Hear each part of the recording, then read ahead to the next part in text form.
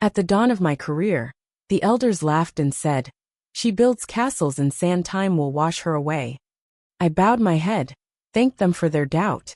A century passed, and where their names crumbled into forgotten cemeteries, my foundations still rose from the ocean's stone, steel, and memory etched across the new world they could never claim. I was 23 years old, standing in front of the Savannah City Development Board, giving my first public proposal. I'd spent 3 months putting it together. My idea was a floating housing solution, eco-friendly, storm-resistant, modular homes that could anchor just off the coast. I was pitching it as a long-term answer to both the rising cost of housing and the increasing flood zones swallowing shoreline towns. I believed in it. I still do. But back then I was just that girl with the binder. I stood there, nervous but proud, clicking through my slides. They didn't interrupt. They didn't ask questions. They just waited. When I finished, the silence lasted maybe 4 seconds before Harold Brim let out a dry laugh and muttered, "She builds castles in sand." A few of the other men laughed too. One of them, Greg Brim, Harold's son, leaned back in his chair and said, "Time will wash her away." They dismissed me like I was nothing. Not just my idea. Me. I stood there, nodded once and said, "Thank you for your doubt." That was the last thing I said in that room. But I never forgot their faces. I packed up everything I owned that night and left town. I moved to Miami, slept in my car for the first month, worked 2 jobs during the day and sketched blueprints at night in diners and coffee shops. I taught myself welding through YouTube and practiced on junk metal I picked out of scrap piles. After 6 months I got lucky. A retired welder named Ace saw me struggling behind a diner. He used to build oil rigs before his back gave out. He saw my drawings, liked the idea and said, "You want to learn how to make steel float? Show up at my trailer every morning at 6. I did. Every day. For 2 years. It took almost a year to get it right. My first floating unit was made from 2 old shipping containers. I insulated it with leftover spray foam from a busted job site, powered it with scavenged solar panels, and added ballast tanks underneath using old plastic drums. I slept in it the night before launch, scared it might capsize. But it didn't. I named it Brim 1. 'Cause I don't forget. A few months later, a hurricane slammed the Gulf. FEMA trailers got flattened. My unit stayed afloat and undamaged. A local reporter saw it and did a piece. Then CNN picked it up. I got calls from developers, eco-firms, even a few military contractors. By the time I was 30, I was running a company called Deep Root Living, with active developments in 3 states and 5 international locations. I had over 300 employees, and a wait list of thousands. But I wasn't done yet, because I still remembered how they laughed. I spent the next 20 years growing the company, making it impossible to ignore. I worked in New Orleans, Galveston, Puerto Rico. I was on Forbes. I was on 60 Minutes. When Savannah started taking on water, guess who they called? Me. They needed my tech. They needed my design. They needed me to come back. So I did. But on my terms. I bought the land around the Brim estate under a shell company. I outbid them on every contract they tried to win. I turned their tenants into mine. I bought out the small businesses they leaned on and turned them into my outreach centers. I didn't raise my voice. I didn't wave a flag. I just built quietly and watched as their world started to shrink. Harold was long gone by then, dead from a stroke, buried in a cracked cemetery plot with no flowers. I visited his grave once just to spit on it. Quietly. Nobody saw me. His son Greg still ran his mouth around town.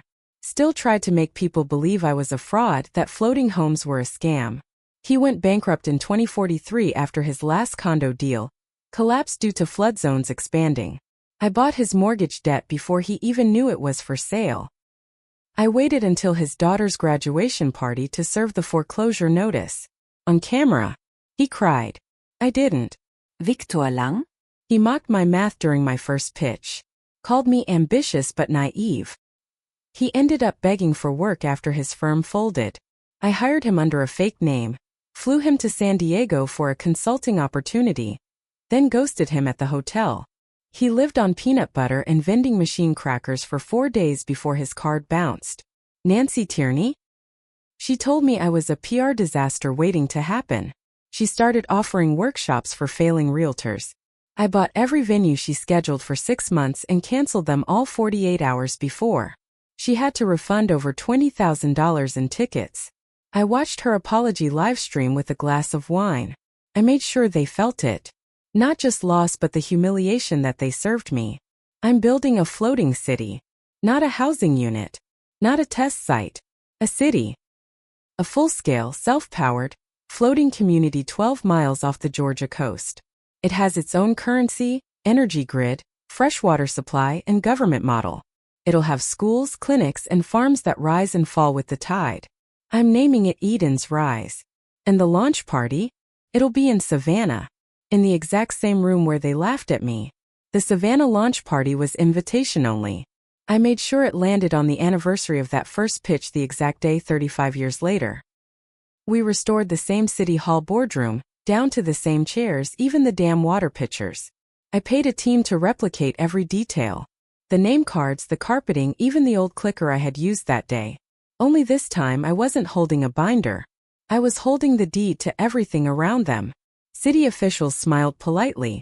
Developers clapped. But I noticed the tension. I knew that feeling. That shift when power leaves one side of the room and sets itself down somewhere else. I didn't give a speech. I walked to the podium, looked around and said, I was told I built castles in sand. But sand doesn't float. Steel does. Welcome to the future. The room went quiet.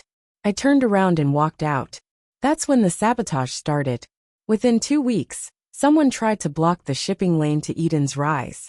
Barges were accidentally parked in key spots. Then a key supplier pulled out of the project last minute.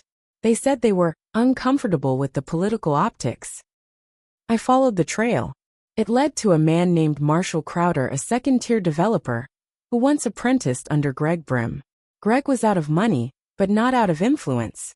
He'd been whispering in the ears of smaller contractors, feeding them lies that I was building an offshore cult, that the city would collapse under her tyranny. They called it a movement, Save the Shoreline. It was a pathetic name, but the protests got attention. They had signs with my face on them. They staged a fake drowning outside my office.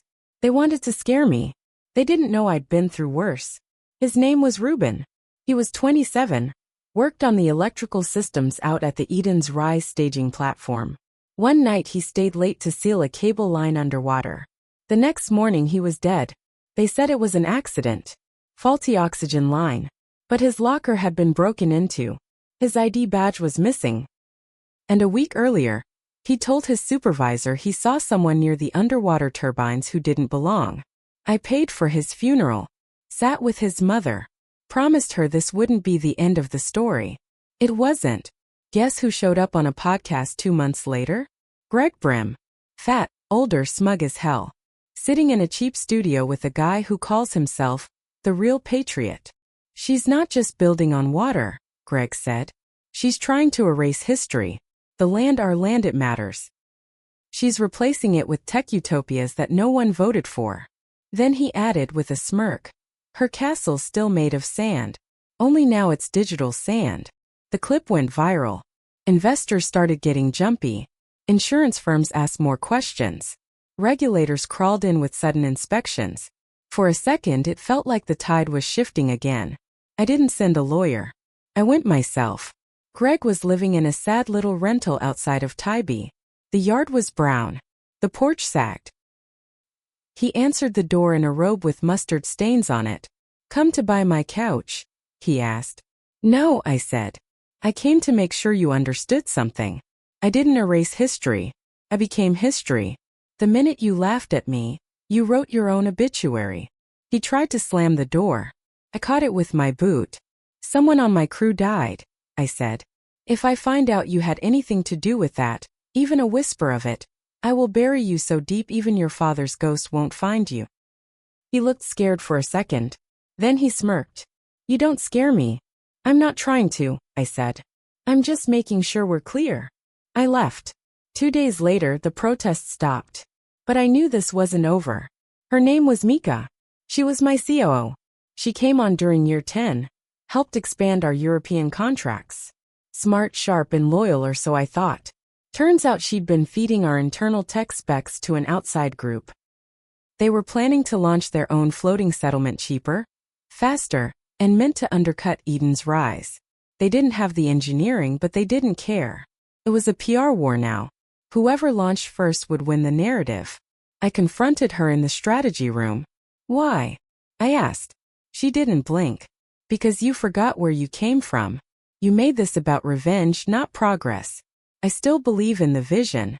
Just not in you. I fired her on the spot. But the damage was done. After I fired Mika, I put my head down and tried to stabilize things. But the betrayal hit hard.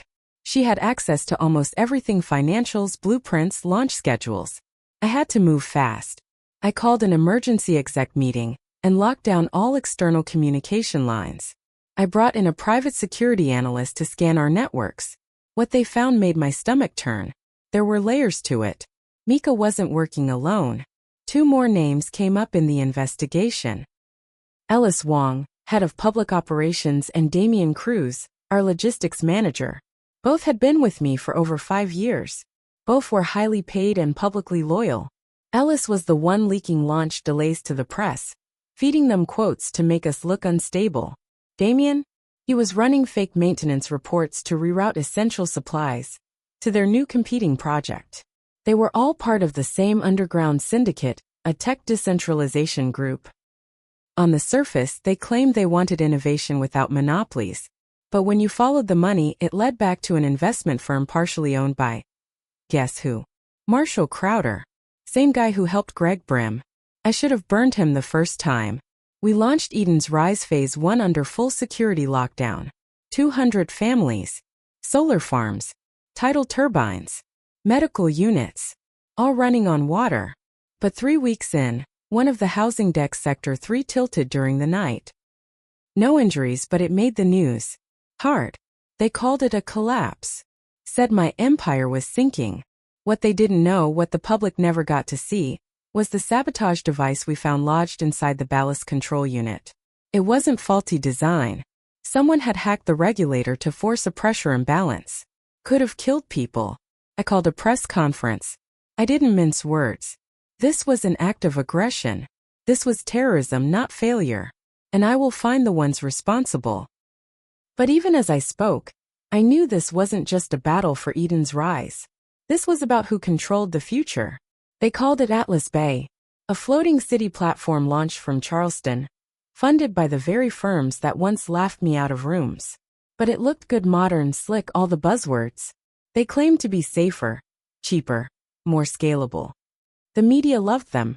Even worse, a few former Deep-Root engineers defected to join the Atlas team. I found their names in the press. They gave interviews about how I was losing touch, that I was too consumed by legacy. They had no idea how personal this was. They had no idea what I was still holding back. 3 weeks after Atlas Bay's debut, someone leaked confidential internal memos from Deep-Root. Emails that made me look unstable. Voice notes where I ranted about revenge. A folder titled Blacklist that had the names of every person who wronged me. It was real. That part is true. I had kept those names. I didn't deny it. I stood on camera, hands folded, and said, those names belong to the people who told me I couldn't build anything. They tried to stop this future. They said I built castles in sand. If remembering that is wrong, then maybe I'm the villain they need. The world split in two. Half called me a visionary. The other half, a tyrant. 3 days later I got a package. No return address. Inside was a thumb drive. Just one file. A video. It showed Mika sitting in what looked like a secure boardroom, talking to someone off camera. The weak spot is the fuel dock.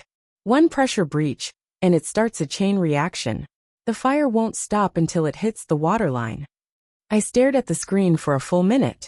They weren't trying to compete with me. They were trying to sink me. I watched the video 5 times.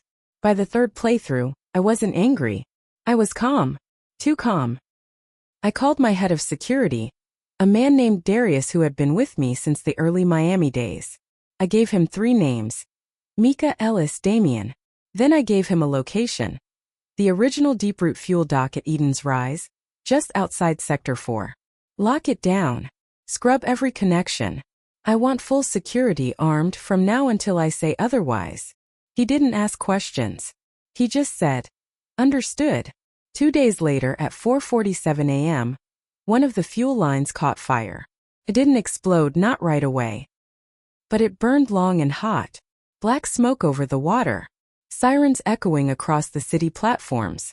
No lives were lost. The fire was stopped within 40 minutes. The team responded fast, too fast, in fact. I later found out Darius had doubled the team on a hunch. He saved the city. But that wasn't the part that stuck with me. The part that stuck was what we found in the wreckage. A timed ignition system custom-coded to bypass every internal security layer. It was someone inside. Still. Even after the purge. Not public. Not legal. Not even in the media. I called a meeting of my last trusted circle. Darius, 3 senior engineers, and Lena, the only person who'd been with me since Miami. We met in the central command hub, surrounded by schematics, backups, and data cores. I want this over, I said.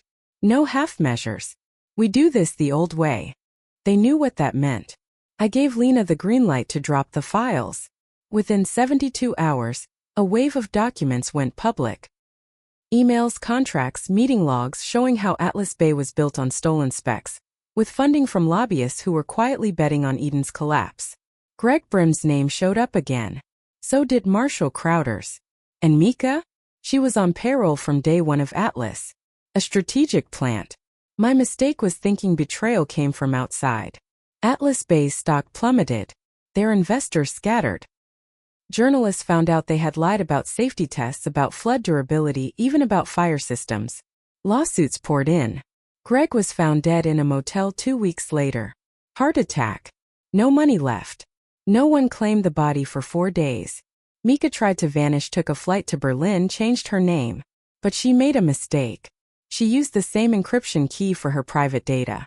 We tracked her. I didn't have her arrested. Instead, I bought the building she moved into. Had her evicted. Bought the next 3 places she applied to. Cancelled her health coverage through third-party channels. She disappeared into a forgotten corner of Europe. She's alive. But she's erased. Just like they tried to do to me.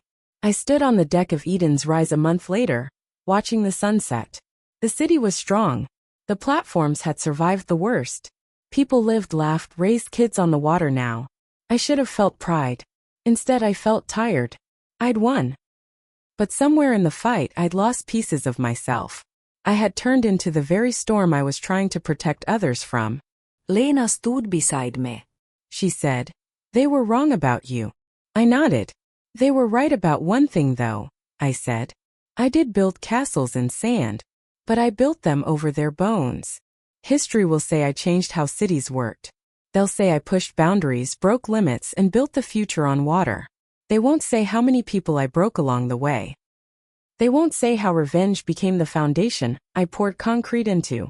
But I'll say it here. I remember every name they tried to bury me under. And now, long after they've turned to dust, I'm still floating. My story didn't end with a wave. It became the tide.